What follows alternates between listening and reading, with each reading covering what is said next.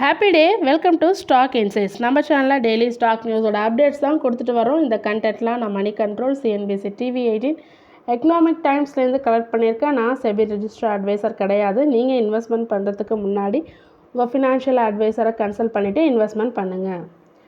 Friday Nifty 50 close ஆனது 1.48% க்ரீனில் close ஆகிருக்கு. பேங்க் நிஃப்டி க்ளோஸ் ஆனது 1.42% க்ரீனில் க்ளோஸ் ஆகிருக்கு. டிஐ நெட் செல்லர்ஸாக இருக்காங்க. 4427 க்ரோஸ்க்கு செல் பண்ணியிருக்காங்க. எஃப்ஐஎஸ் நெட் பையர்ஸாக இருக்காங்க. 14,064.05 க்ரோஸ்க்கு பை பண்ணியிருக்காங்க.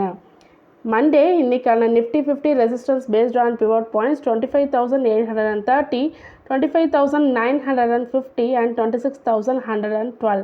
Support based on pivot points 25,527, 25,428 and 25,266. Bank Nifty resistance based on pivot points 53,888, 54,268 and 54,661. Support based on pivot points 53,239, 52,996 and 52,604. நம்மளோட கிஃப்ட் நிஃப்டி இன்றைக்கி Monday morning 6:35 AM என்ன indicate பண்ணிகிட்ருக்குன்னா 0.08% க்ரீனில் indicate பண்ணிகிட்ருக்கு. எனக்கு தெரிஞ்சு இன்றைக்கி ஃப்ளாட் ஓப்பனிங்காக இருக்கலாம்.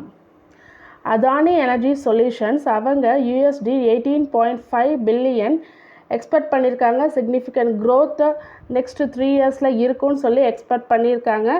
எதனாலனா அவங்களோட போர்ட்ஃபோலியோ டைவர்சிஃபைட் போர்ட்ஃபோலியோவாக இருக்காது. அதாவது டிரான்ஸ்மிஷன், டிஸ்ட்ரிபியூஷன், ஸ்மார்ட் மீட்டரிங் பிஸ்னஸ்னு அங்கங்கே டைவர்சிஃபை பண்ணி வச்சுருக்காங்க. அது மட்டும் இல்லாமல் ரெவன்யூ க்ரோத் பார்த்திங்கன்னா 20% ஆஃப் CAGR இருக்கும்னு சொல்லிட்டு for the financial year 24 to 27 சொல்லியிருக்காங்க. அது மட்டும் இல்லாமல் எபிடா வந்து 28.8% அட் CAGRன்னு சொல்லியிருக்காங்க.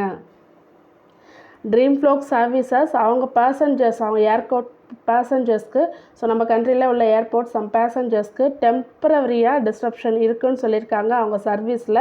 ஸோ அவங்களோட டீம் ஐடென்டிஃபை பண்ணிகிட்ருக்காங்க எதனால் இந்த டிஸ்ட்ரப்ஷன் இருக்குன்னு. சீக்கிரமாக அதை சரி பண்ணிவிடுவோன்னு சொல்லியிருக்காங்க ட்ரீம்ஃப்ளோக் services.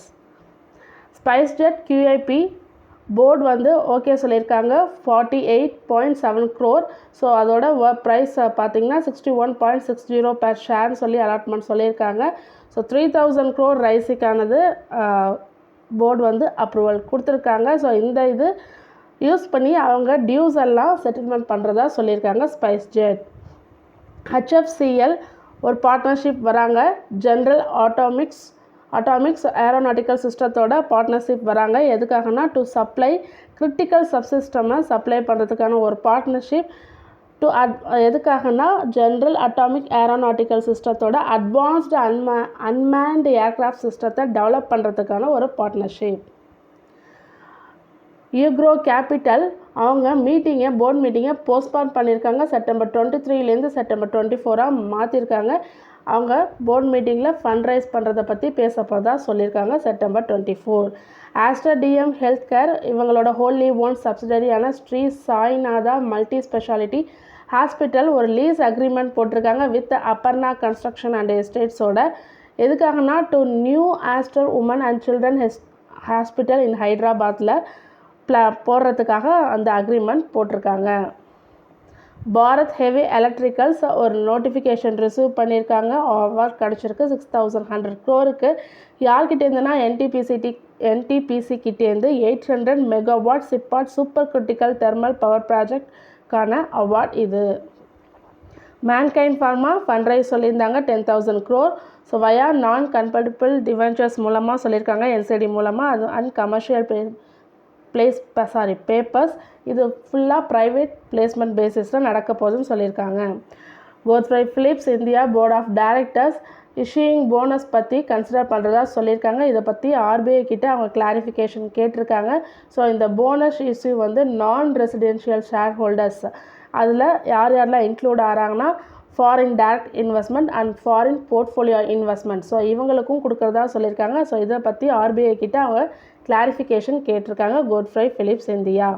Doctor Reddy's lab US FDA good manufacturing practices inspection அவங்களோட R&D சென்டரான பச்பள்ளி ஹைதராபாத்தில் பண்ணியிருக்காங்க. ஸோ செப்டம்பர் 16 to 20 நடந்திருக்கு. ஜித்து என்ன ரிப்போர்ட் கொடுத்துருக்காங்கன்னா 0 அப்சர்வேஷன் கன்க்ளூட் பண்ணியிருக்காங்க. டாடா ஸ்டீல் அவங்களோட India's largest blast furnace at Kalinga Nagar ஒடிஷாவில் கமிஷன் பண்ணியிருக்காங்க. With an investment of 27,000 crore investment பண்ணியிருக்காங்க. ஃபேஸ் 2 எக்ஸ்பேண்ட் பண்ணியிருக்காங்க. ஸோ இது மூலமாக total crude steel capacity 3 million டன்ஸ்லேருந்து 8 மில்லியன் பெர் ஆனமாக இன்க்ரீஸ் பண்ணுறாங்க. Aarti drugs US FDA inspect பண்ணியிருக்காங்க. அவங்களோட API manufacturing facility in Tarapur மகாராஷ்டிராவில் செப்டம்பர் 12லேருந்து 20 வரைக்கும் நடந்திருக்கு. 7 இன்ஸ்பெக்ஷன் அப்சர்வேஷன் கொடுத்துருக்காங்க. ஃபார்ம் 483 கொடுத்துருக்காங்க. Break out stocks for Monday Bonanza portfolio சொல்லியிருக்காங்க. M&M target price 3,150 buy IRB infra developers target price 73 buy Tata tech target price 1,245 and buy Reliance industries target price 3,036. Choice equity ப்ரோக்கிங்கில் buy DLF target price 950 to 1,000 சொல்லியிருக்காங்க. Buy VMart target price 3,900 to 4,000. Buy JSW steel target 1,040 to 1,050. Friday US market and ADS எப்படி close ஆச்சுன்னு பார்க்கலாம். S&P 500 0.19% ரெட்லையும், Nasdaq 0.36% ரெட்லையும், Dow Jones 0.091% க்ரீன்லையும், Infosys ADR 0.71% க்ரீன்லையும், ICICI bank ADR 1.95% green, HDFC bank ADR 1.44% green, Wipro ADR no change, எந்த சேஞ்சும் இல்லை. டாக்டர் ரெட்டிஸ் லேப் 78.54 அதாவது 0.24% ரெட்லையும் க்ளோஸ் ஆகிருக்கு. நாங்கள் க்ரீன் போட்டிருக்கேன், ஆனால் 0.24% ரெட்டில் க்ளோஸ் ஆகிருக்கு. தொடர்ந்து இதுமாரி யூஸ்ஃபுல்லான இன்ஃபர்மேஷன் வேணும்னா மறக்காமல் நம்ம சேனலை சப்ஸ்கிரைப் பண்ணுங்கள், பெல் ஐக்கான் கிளிக் பண்ணுங்கள், லைக் அண்ட் ஷேர் பண்ணுங்கள். தேங்க்யூ.